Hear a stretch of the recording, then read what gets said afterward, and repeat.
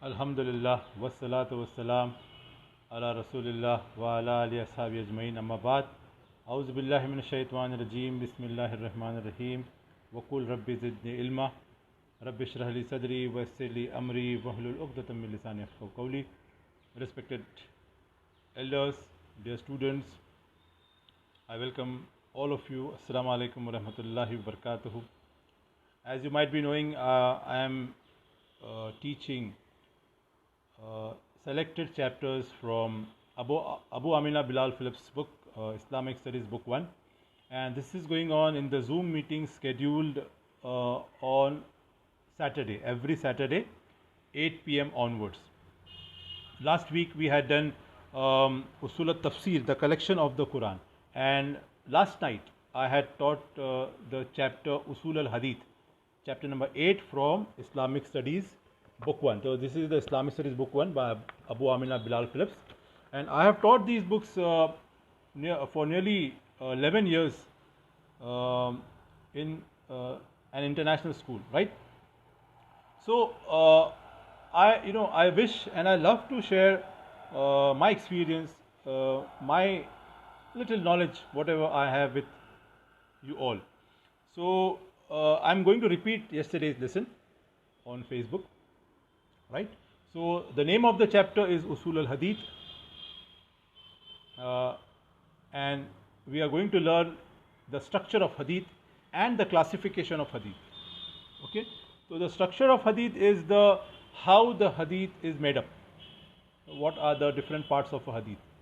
That we will learn, and we are going to learn even the types of Hadith, the classification of Hadith. Although in this lesson we are learning Hadith at a very basic level, because Usul al-Hadith is a very vast chapter, very vast. Okay, students spend years together in a proper Islamic college to learn about Usul al-Hadith and Hadith, right?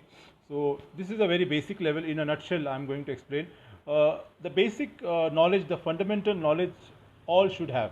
We all Muslims should have, right? So in this lesson, the learning objective is to know the structure of Hadith and the classification of Hadith as Sahih, Daif and other categories. We are going to learn about Sahih Hadith, about Zaif Hadith and maybe Hasan Hadith.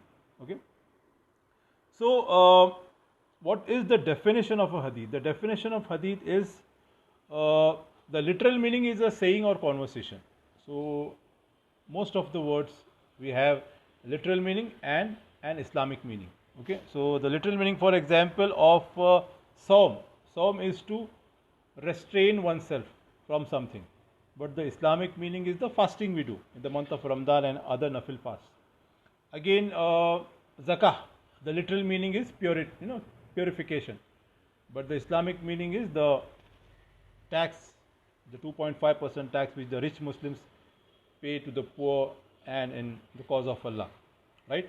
So the literal meaning of Hadith is a saying or a conversation, and the Islamic meaning is the saying and actions of Prophet Muhammad, peace be upon him, related by his companions and collected in books by the scholars, right? So we have scholars like Muhammad ibn Ismail al-Bukhari, Sahih al-Bukhari, the author of Sahih Muslim, Sunan al-Tirmidhi, Sunan Abu Dawud, all these scholars and many scholars, they collected the Hadith. So this is known as the Hadith. Now we will see the necessity of Hadith knowledge. Why should we learn? Why should we even learn about Usul al-Hadith? Okay. The point here is it provides the real explanation of the Quran.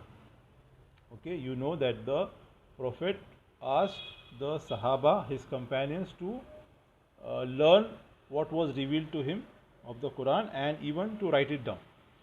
And he even explained the verses, the background of the verses, the instructions of the verses, okay, what the verses meant, okay. He even explained the Quran.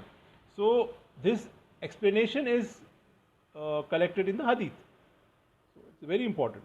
Again, the Quran tells us what to do, and the Hadith tells us how to do. Okay. For example, the Quran tells us to offer salah, establish salah. But how should we offer salah? How many rakas? What dua to make? In which rakah? What is the method? What is the method of tying our hands in salah? What is the method of ruku and sujood? All these things are explained in the hadith. Again, the Quran tells us perform Hajj. But how should we perform Hajj? Where do we begin? Where do we end? Where do we stop? What duas to make? Everything is mentioned in the hadith. So, the knowledge of hadith is very important. Again, one more point is that most of the problems we have in our ummah today, the infighting between various groups in our community, the various sects in our community, all these arise from the false understanding of hadith. Some people believe in a daif hadith about one issue, and other Muslims believe in sahih hadith. Okay, so there is infighting. Okay, for example, a very small example is the tying of the hands on the chest. Okay, this is a sahih hadith, but there is a daif hadith mentioned in Abu Dawud and Tirmizi that the Prophet ties his hands below the navel in the salah. This is daif hadith, right? So some people, because they believe in the daif hadith, now we have problems, right? We don't understand each other. We don't understand the concept of usul al hadith. That is, these problems arise out of this fact. Okay, so the necessity of hadith knowledge is very important. Although there are some people who say that the Quran is enough for us and we don't need the hadith.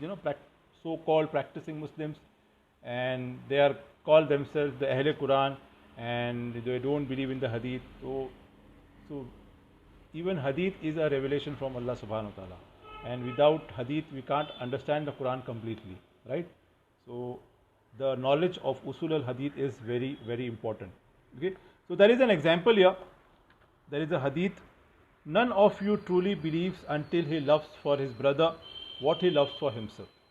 Now see the structure of the hadith. The scholar Ismail al-Bukhari, that is the author of Sahih al-Bukhari, he collected this hadith, this statement, which he heard from Musaddad, who heard from his teacher Yahya, who heard it from his teacher Shubha, who heard from his teacher Qatada, who is a student of the Prophet's companion. That is Qatada is a Tabain. Okay, Tabain, sorry. Qatada is Tabain, and he heard it from the companion of the Prophet, the Sahabi Anas ibn Malik raziyallahu anhu. Anas ibn Malik heard it from the Prophet, peace be upon him. So this is the chain of narrators. This is called the sanad, a very important part of a hadith. So we have the divine revelation. Even hadith is a divine revelation, as the Quran. All the instructions we have, for example, how to do wudu.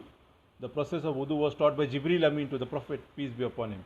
So Allah says in the Quran, whatever the messenger, in the Quran, chapter number 59, verse number 7, Allah says, and whatever the messenger has given you, take, and what he has forbidden you, refrain from it.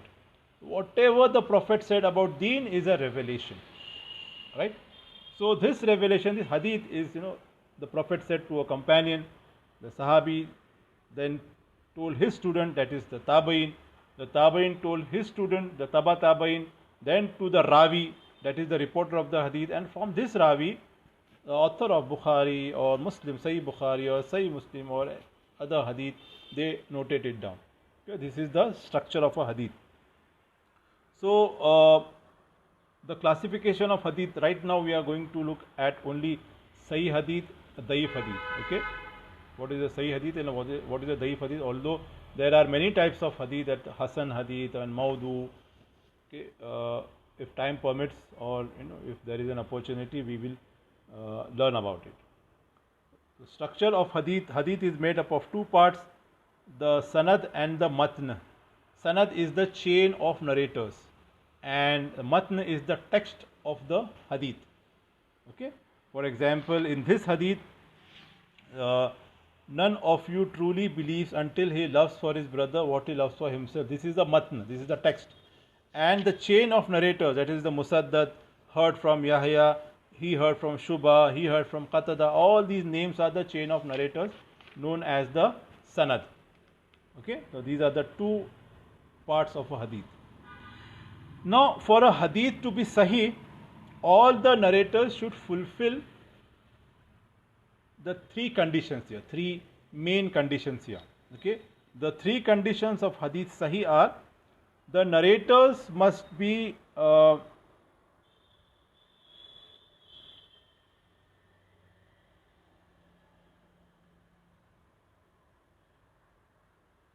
the narrators must all be known to be truthful. The narrators should be truthful. Here we should keep in mind that this is not about the Sahaba. The Sahaba are, no doubt about that. Their authenticity, their truthfulness. This is just the narrators which came afterwards. After in the lower part of the chain. Okay, the Sahabi, Tabain, Tabain, also great scholars. The narrators, all the narrators, the Ravi, from whom the authors of the hadith books took, the condition is the narrators must all be known to be truthful. Second is they must have good memories or have written down what they heard. Okay, the narrators should even have good memories. The fact is that some authors of these hadith books, the scholars, they took the hadith of a certain person in the chain of narrators when he had good memory, but after he became old, his memory was not proper. They didn't take the hadith which was revealed when he spoke it when he was old. A sahabi or a narrator, when he was young, when he had good memory, the scholars took that hadith, but when he became old, when he told a certain hadith, when he reached a certain age, the scholars, when they came to know that they lost their memory or their memory had become weak, they didn't take that hadith. So the second point is they must all have good memories or have written down what they have heard. The third is they must all have met one another. So the third point is, for example, Allah's Prophet told a Sahabi told a Tabain, his student, Tabain told the Tabain, that is his student, and now Tabain is telling person A is telling person B, and person B is telling person C. So the person A, B, C and all the narrators in the chain should have met each other.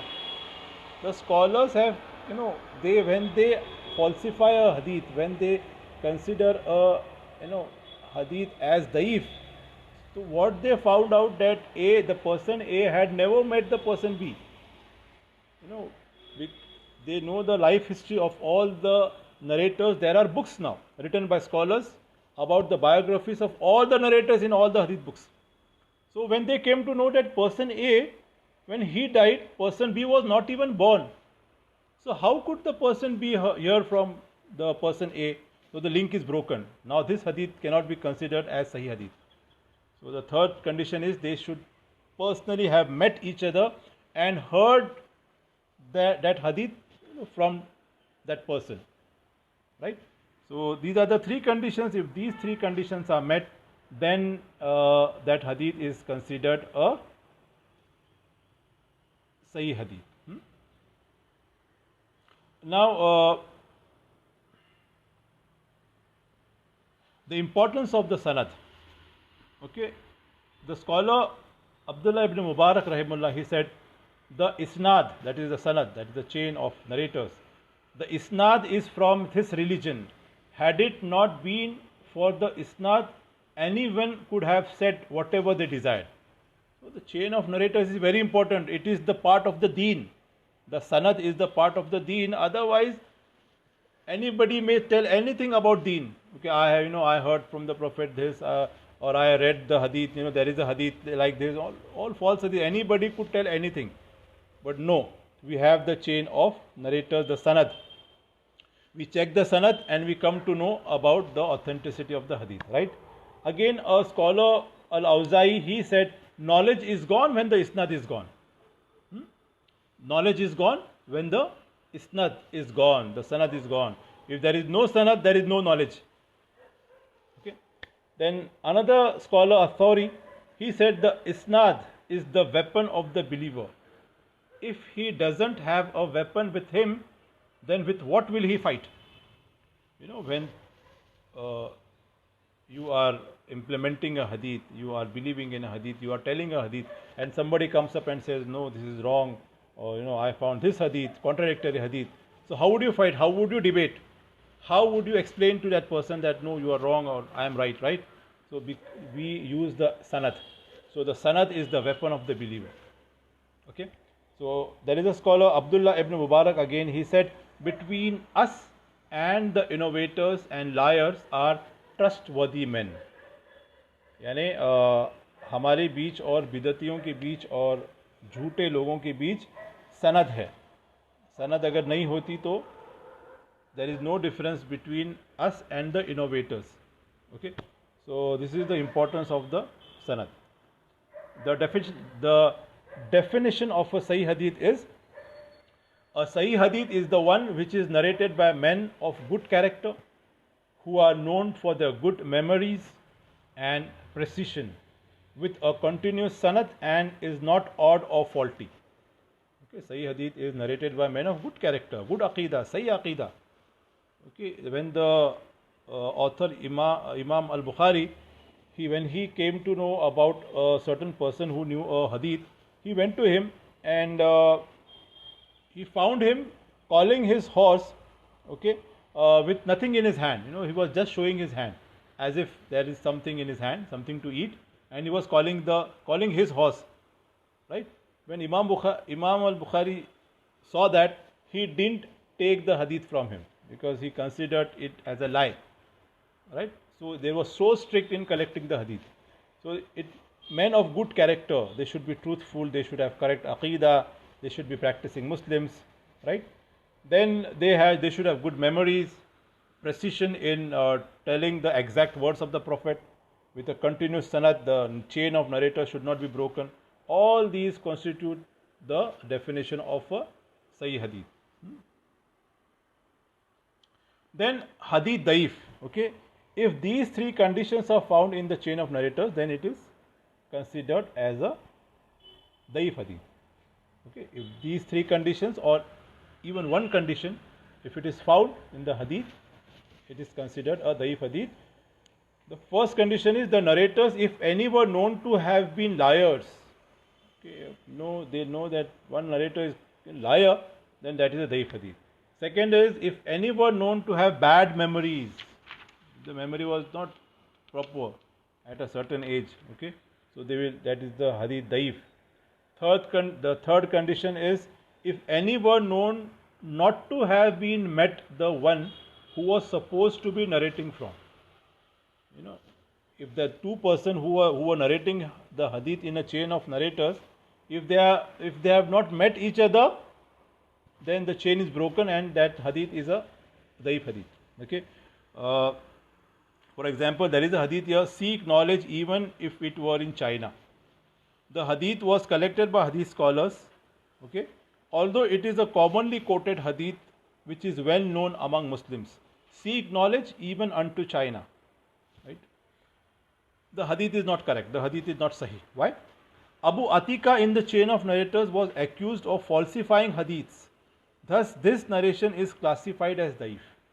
In fact, the hadith scholars have put it in a special category of daif hadith, that is Maudu hadith. In Daif Hadith, there is a category called Maudu Hadith, that is fabricated Hadith. Okay.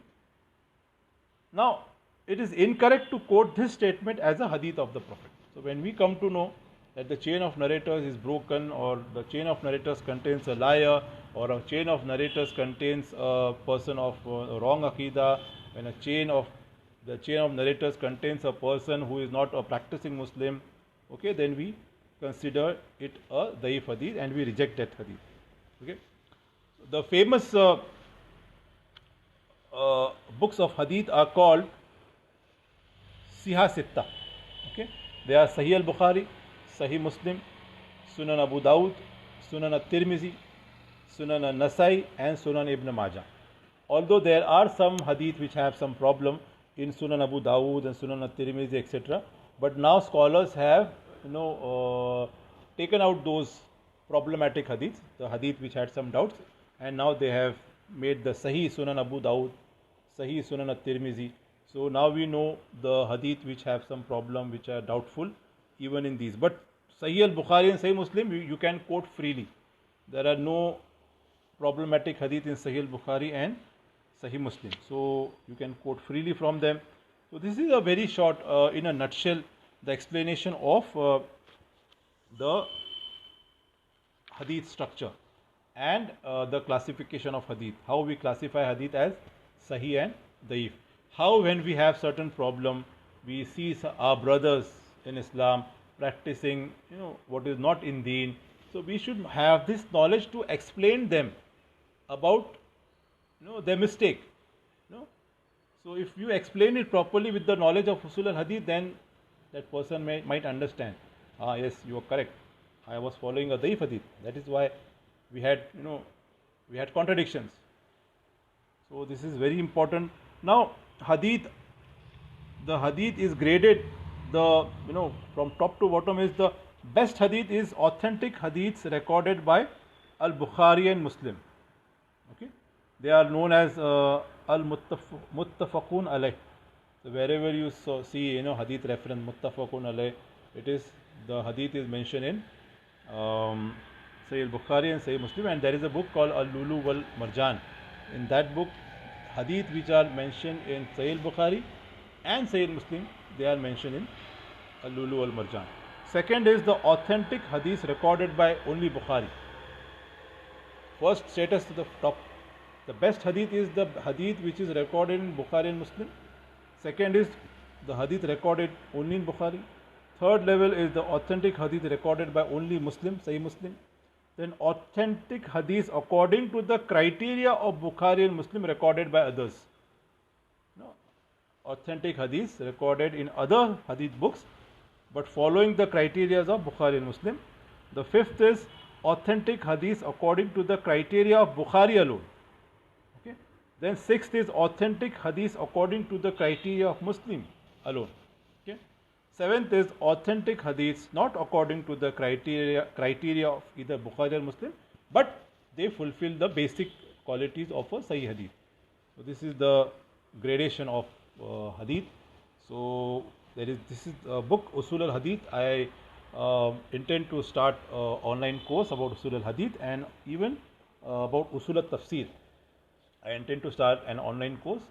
Within 2-3 days I will put up the advertisement, the day, the timing, etc. And those who wish to join to have the basic knowledge of Usul al-Tafsir, the collection of the Quran, and Usul al-Hadith, the collection of Hadith in English language, then they are, feel free to join that class.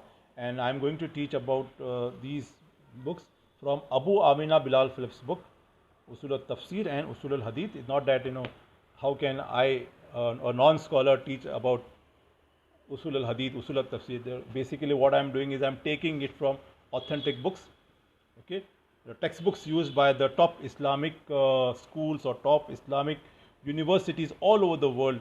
I am going to take from these books and, putting it in a simple way in front of the English speaking, English understanding audience.